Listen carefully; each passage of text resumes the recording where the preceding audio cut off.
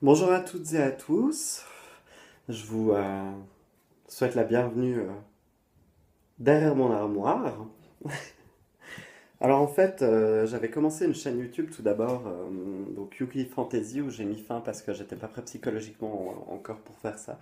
Il m'a fallu du temps. J'ai passé beaucoup de temps à parler à des YouTubeuses pour prendre la confiance qu'il me fallait en fait pour faire des vidéos, pour pouvoir me lâcher, pour pouvoir exprimer ce que je ressens. Donc je vous mettrai le nom d'une youtubeuse qui m'a beaucoup aidé et que j'aimerais remercier ici. Et je la notifierai, je ne sais pas trop comment, mais sur YouTube.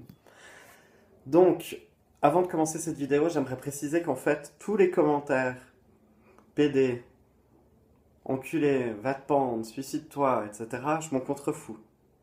Ça va être votre champ de bataille. Si vous avez totalement le droit de vous lâcher, ça me touche pas.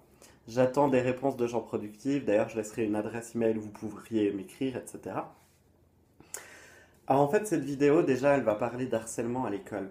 Parce qu'en fait, je vais beaucoup sur YouTube pour regarder soit des vidéos make-up, vidéos coiffure, parce que j'adore ça, la coiffure est ma passion, que je me présente un minimum.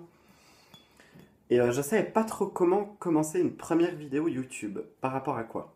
Et d'ailleurs, je m'excuse, oui, je fumerai souvent dans mes vidéos parce que je suis quelqu'un de stressé, donc il me faut ma cigarette. Mais comme on le dit, fumez-tu. Et c'est écrit à l'envers, pardon. Bref. Euh, Donc en fait, j'étais sur Internet, je me perds, et j'ai commencé à regarder des reportages, et tout à coup, je suis tombé sur du harcèlement à l'école, des filles qui se plaignaient de recevoir des messages Facebook, de gens qui les insultaient, etc. etc. Après, j'ai regardé des émissions où on parlait beaucoup de ça, où les parents pouvaient exprimer ce qu'ils ressentaient, quelle était leur réaction vis-à-vis de ça, comment ils avaient appréhendé ça vis-à-vis de leurs parents. Pardon, vis-à-vis de leurs enfants. Il y avait des enfants qui venaient témoigner, des adultes, des plus jeunes, des moins jeunes, qui parlaient de leur expérience. Et je me suis dit, ayant été victime d'harcèlement à l'école, pourquoi toi, tu n'en as jamais parlé en fait? Pourquoi tu n'as jamais essayé de dire effectivement, ça pourrait aider des gens? Mon but n'est pas d'avoir des likes, mon but n'est pas d'avoir d'abonnés. C'est vraiment un plaisir et une détente et quelque chose qui m'aide beaucoup de parler en vidéo et de pouvoir exprimer ce que je ressens. Mais je me suis dit pourquoi tu ne l'as pas fait. Donc, je ne sais pas trop bien par où commencer, j'ai envie de dire. Moi, j'ai une enfance, on va dire, merveilleuse. J'ai eu des parents qui étaient là pour moi. Euh, je vais pas non plus tout vous raconter parce que ça durerait des heures. Euh, j'ai une scolarité à peu près normale, problèmes familiaux comme tout le monde, problèmes avec ma sœur, avec qui on se crêpait le chignon, mais que j'aime plus que tout au monde. Alors, enfin voilà, il y a une enfance à peu près normale. Et en fait, à partir de la sixième année primaire, euh, juste avant mon entrée au collège ou au cycle, comme on appelle dans certaines régions, là j'ai commencé donc à avoir la puberté. Euh, j'ai J'avais déjà redoublé une année en primaire, donc du coup j'étais un peu plus grand que les autres, enfin une année. Donc du coup j'avais la puberté, je me rendais compte que j'étais un peu différent, mais je comprenais pas tout. Et donc je rentrais au collège, jusque-là ça allait plus ou moins bien, c'était un peu difficile, enfin conflit des gamineries d'école, là on peut appeler ça des gamineries d'école parce que c'était vraiment banal. J'avais des gens sur qui compter, j'avais des amis, c'était un peu difficile, mais ça allait encore. Puis arriva mon premier jour de collège. Donc, en fait, dès mon arrivée, on nous a tous séparés. Donc, j'étais avec des gens que je connaissais, des gens que je connaissais pas. Donc, toutes les classes éclatent de primaire pour n'en faire qu'une. De 40 élèves chez nous, avec une chef de section. Après, la classe est séparée en deux, 20-20.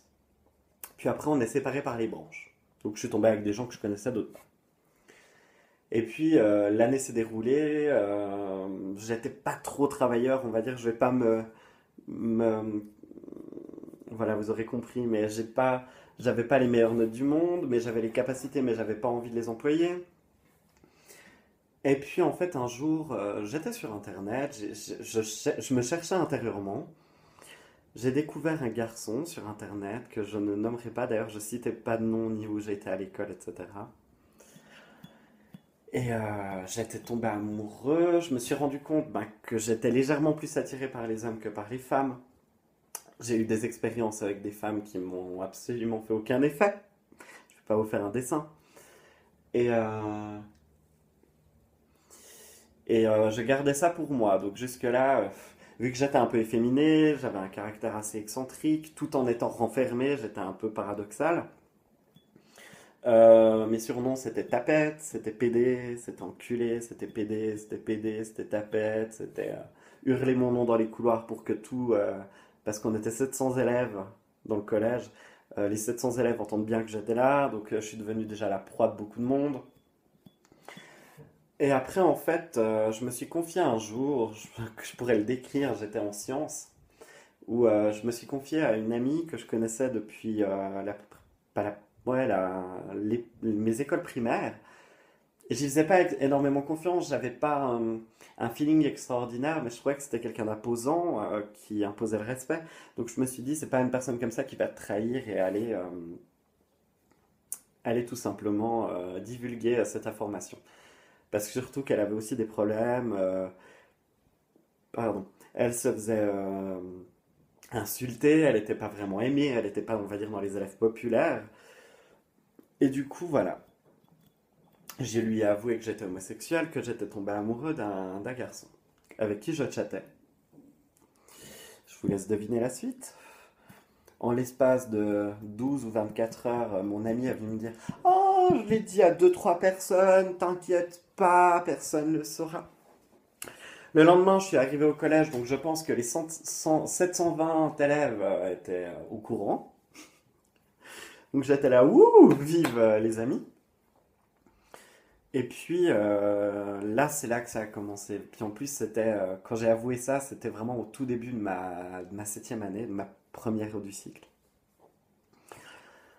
Du coup, c'était tous les matins aller en pleurs à l'école, avoir peur, avoir des écouteurs sur les oreilles, la musique à fond. Enfin, anciennement, j'avais un MP3.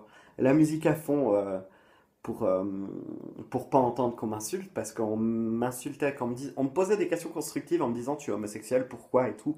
J'arrivais à y répondre, mais quand on me traitait de PD, tapette, enculé, grosse merde, tu mérites rien, j'ai pas envie de choper le sida en t'approchant. Et là, en fait, ça a commencé le drame parce qu'à chaque fois, avant que la cloche du collège sonne, on était devant une entrée. Donc, à chaque fois, ben, c'était les 5 minutes où je me faisais insulter. Dans les couloirs, j'avais des croche-pieds. Je m'en suis pris pas mal. J'ai pas eu de coups, je crois, des bousculades, des coups de casier dans la tête, mais c'était pas des coups, une agression vraiment violente. Je banalise beaucoup les choses, hein, mais pour moi, c'est plus important maintenant. Mais j'en parle pour aider des gens qui sont encore peut-être dans mon cas. C'était très difficile parce que vraiment j'en ai pris plein, excusez-moi du terme, la gueule. Euh, il n'y avait pas 5 minutes où j'étais tranquille. Vraiment, les 700 élèves, même des gens que je connaissais pas, venaient m'insulter. T'es qu'une merde, t'es PD, on veut pas le sida. Heureusement, il n'y avait pas de cantine. Heureusement, je rentrais chez moi à midi pour manger parce que j'ai vu que beaucoup de gens en souffraient parce que voilà, à la cantine, c'est l'horreur, c'est le défouloir. Moi, le pire, c'était la récréation. Et depuis là, en fait, j'avais plus personne. Je me suis retrouvé seul.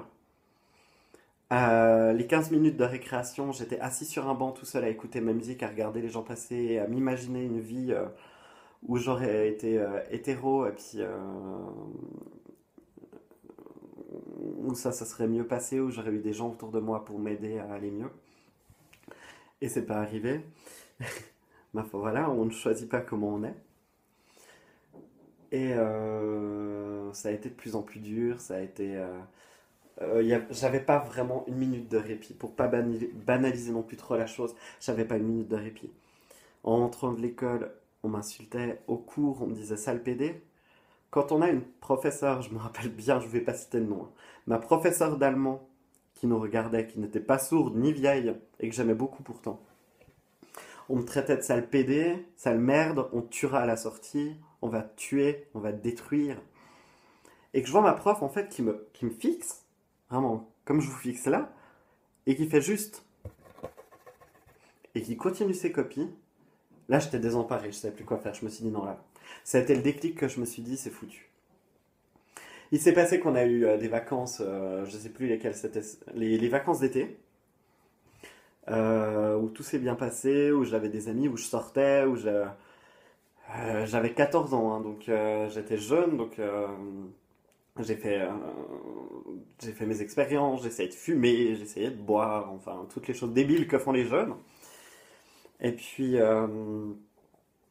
il est arrivé un jour où en fait c'était le soir avant d'aller en cours, puis je pouvais plus.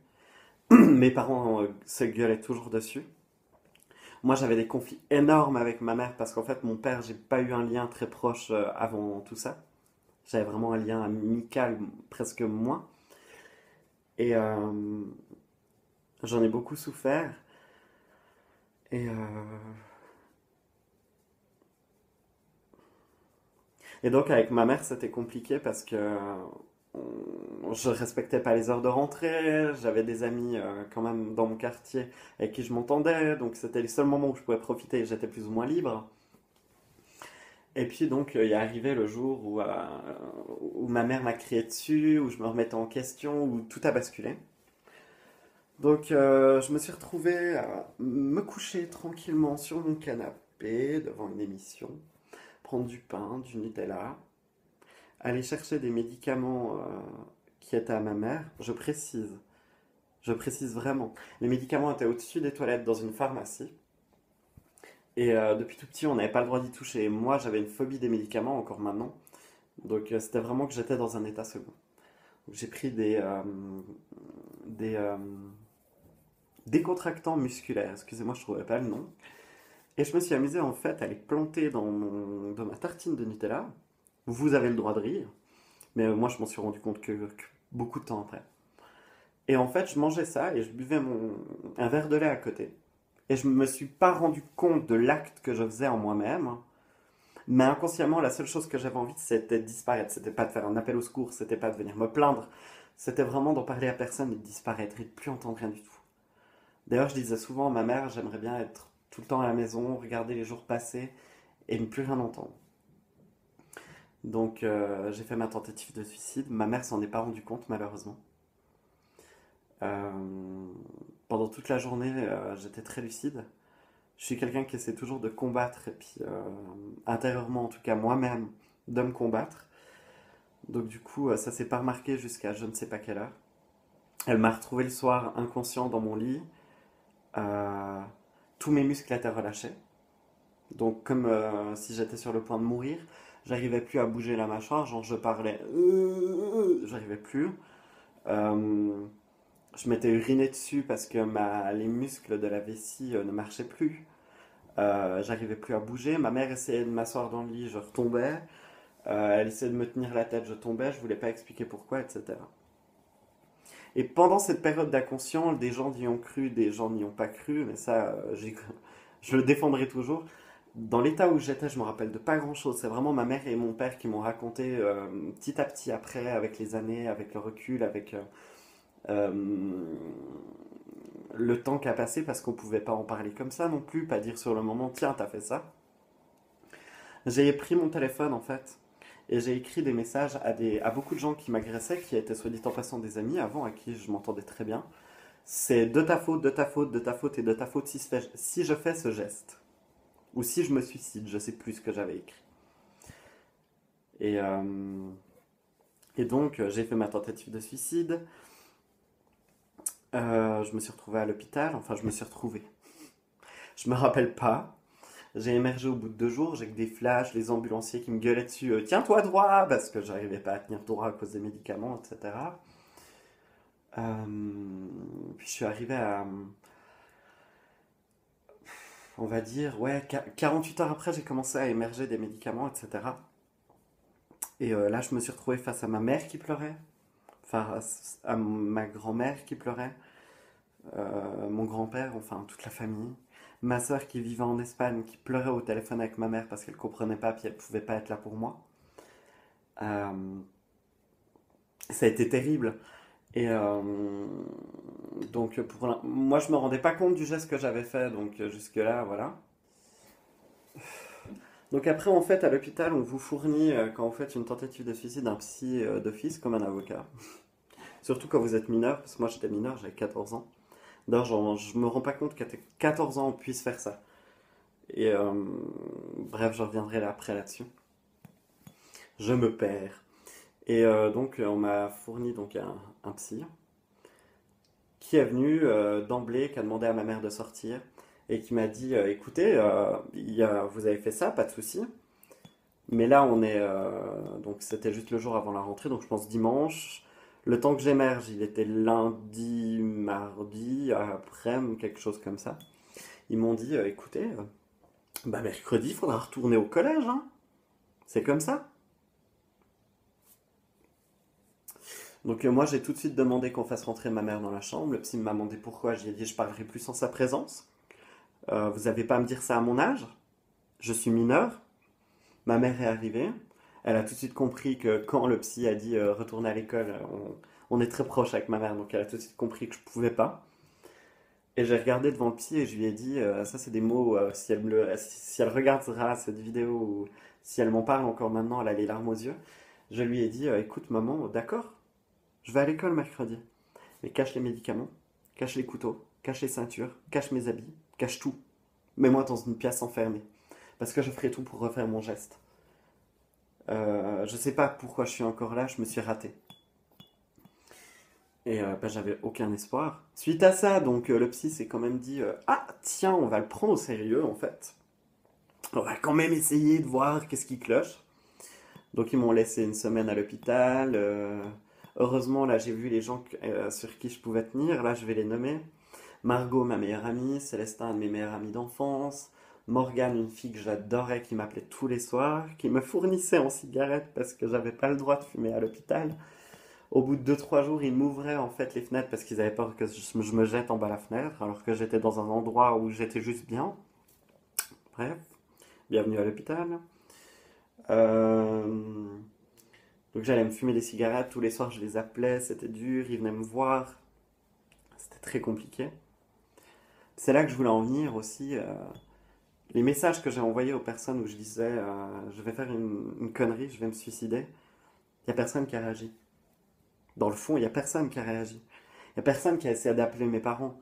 Il y a beaucoup de gens qui connaissaient mon nom de famille, il y a beaucoup de gens qui me connaissaient, personne n'a essayé de réagir. Et là, j'en reviendrai encore plus tard. Oui, cette vidéo va être un peu longue. Et après une semaine d'hôpital, on m'a conseillé d'aller dans un centre psychologique, psychiatrique plutôt, pour adolescents. J'y ai passé 4 mois là-bas. Ça m'a beaucoup aidé parce qu'on avait beaucoup d'entretiens. J'étais séparé de mes parents, donc je pouvais plus me confier, on va dire, à des gens que je connaissais pas et puis enfin dire ce que je ressentais au plus profond de moi. Euh, Au bout de 3 mois, ma chef de section, complètement aliénée, avec 500 ans d'âge mental, est venue me voir en me disant oui, mais il n'y a pas de souci, tes devoirs, tu peux les faire ici, on vous les amènera.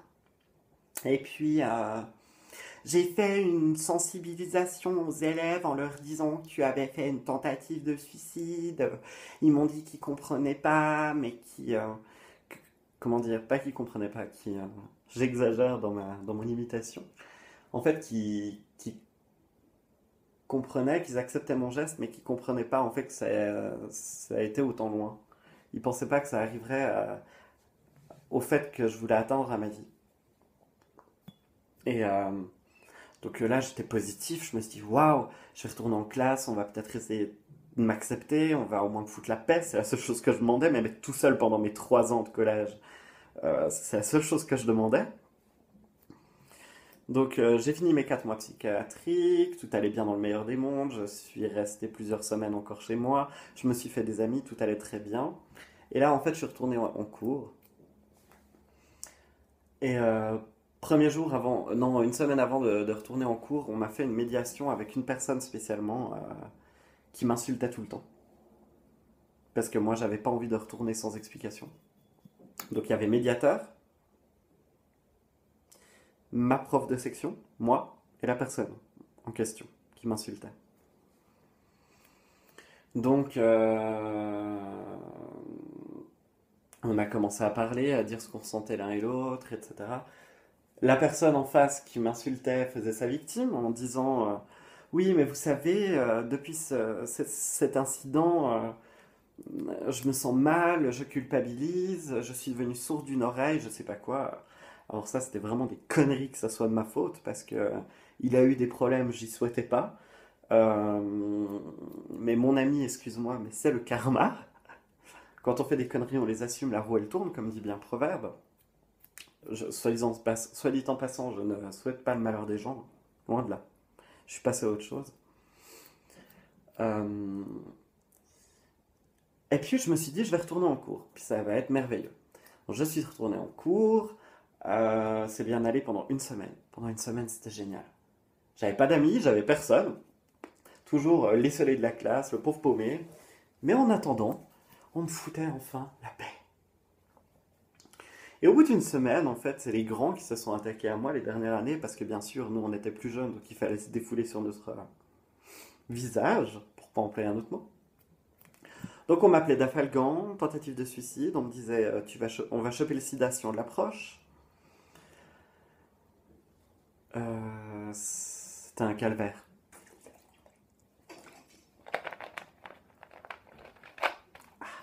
Donc en fait, suite à ça, la personne qui voulait venir en tant que... la personne qui m'avait insulté par rapport à cette médiation, une semaine après, elle me réinsultait, hein. Ça n'a pas changé. C'était t'as parlé, maintenant tu vas prendre. J'étais devant les casiers, j'avais le casier du haut en plus qui est à peu près à ma hauteur. Il était à ma hauteur. J'étais un peu plus grand, on va dire, voilà. On m'envoyait les portes de casier sur le visage. Je me suis dit, au moins, il y a certaines filles, parce qu'en primaire, j'avais des amis. J'avais des gens avec qui ça allait bien. Personne ne me soutenait parce qu'ils avaient peur quelque part à se rallier à ma cause. Donc je disais, parce qu'en fait, s'ils se ralliaient à ma cause, du coup, ils avaient peut-être peur, je pense, euh, de prendre tout ce que je prenais moi, les insultes, les coups, enfin, tout ce que vous voulez, l'intimidation, etc. Et puis, j'en ai beaucoup souffert de me dire que j'avais fait 4 mois, une tentative de suicide, de la psychiatrie donc, un suivi psychologique en plus après ça pendant un an, que ça recommence. Que les profs n'agissaient pas. Que c'était comme ça et pas autrement. Et franchement, je vous ai pas expliqué toutes les histoires, je veux dire. Les vestiaires des douches, c'était le pire. Les mecs se mettaient à poil et ils me demandaient tout juste pas si je voulais leur faire une fellation. Euh, on me disait que j'étais un trou, que j'avais qu'à me faire enculer, qu'on allait me baiser même avec un sac plastique sur la tête. Des intimidations comme ça à 14 ans, moi ça me fait presque rire, hein. Franchement, je suis désolé, mais ça me fait presque rire de- d'entendre ça, mais sur le moment c'est terrible. À 14 ans, on sait même pas ce qu'on est, j'avais jamais fait l'amour, j'étais seul, tout simplement.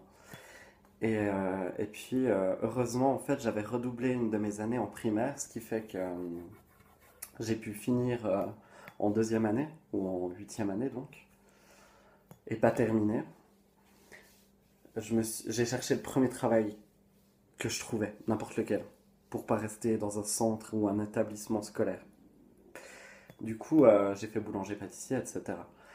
Et le dernier jour, ma prof de section, toujours la même, me dit: Ah, mais tu sais, on reçoit des diplômes, on reçoit nos carnets de notes, etc. Il y a une petite cérémonie où vous venez bien habillé, etc. Et vous recevez votre chapeau merveilleux, oui, bien sûr, en Suisse.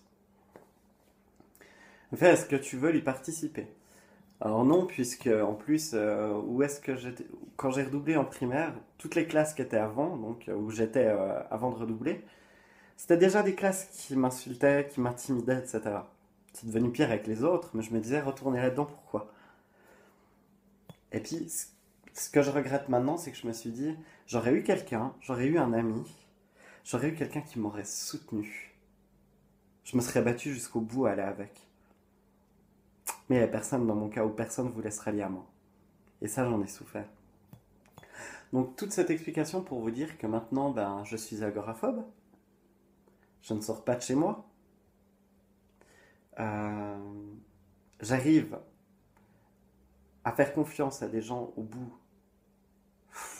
d'un temps inimaginable. Je vois toujours des gens ça au-dessus de moi. Je me sens comme une merde. Dans ma vie professionnelle d'aujourd'hui, je peux rien faire. Là, je suis sur le point d'entamer vraiment une procédure un peu trash pour m'aider à m'en sortir parce que j'arrive pas. Suite à ça, en plus, après la fin du collège, donc j'y ai dit non, etc. J'ai pris mon carnet de notes, j'ai couru à la maison. J'avais l'impression d'être libre, j'ai hurlé, j'étais heureux, enfin, tout ça était fini. Et je regrette tout ça, je regrette de ne pas en avoir plus parlé parce que personne ne mérite ça. Personne. Parce que pourtant, il y avait des gothiques, il y avait des perdus, il y avait des yo avec des pantalons jusqu'aux genoux, on voyait leurs boxers tout juste avec leurs traces de foutre au cul ou de merde. Il y avait les petites pétasses en décolleté comme ça que les profs arrêtaient pas de regarder. Moi, j'étais autant différent que ça, habillé banalement. Bref, j'en ai énormément souffert. Puis toute cette vidéo, toute cette explication pour vous dire qu'en fait, les gens qui regarderont cette vidéo, qui ont déjà eu ou qui ont participé à des agressions, on va dire, psychologiques ou des insultes ou des moqueries, sachez que si vous voulez avoir une tentative de suicide ou un suicide sur votre conscience, continuez comme ça. Euh, les gens qui sont dans mon cas, sachez que je mettrai un lien où vous pouvez m'écrire. Il n'y a aucun souci. Les profs, je pense pas qu'il y en aura beaucoup, mais qui verront cette vidéo, j'espère que vous comprendrez et que vous essaierez de vous informer et de vous rendre compte que ça pourrait être votre enfant. Les personnes aussi qui ont eu, qui étaient, on va dire, les bourreaux et qui s'amusaient à moquer les gens. Imaginez le jour où ça arrive à votre enfant. Comment vous réagirez? Le jour où votre enfant vous dit à l'âge de 14 ans, je veux atteindre à ma vie. Alors pour moi, tout ça, ça m'a vraiment passé au-dessus. J'ai pardonné à tout le monde, je m'en fous. C'était ma vie d'avant, c'était pas moi. Maintenant, je me suis construit. Je suis très heureux. Mis à part que j'ai maintenant des blocages.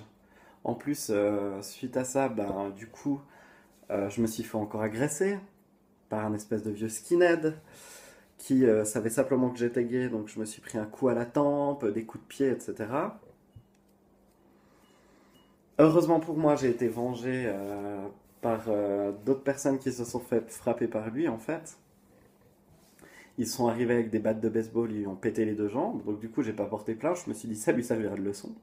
Du coup, pour le coup, j'ai plus de nouvelles de cette personne.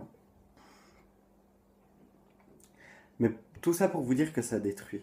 Que ça détruit une vie, que c'est autant qu'un viol.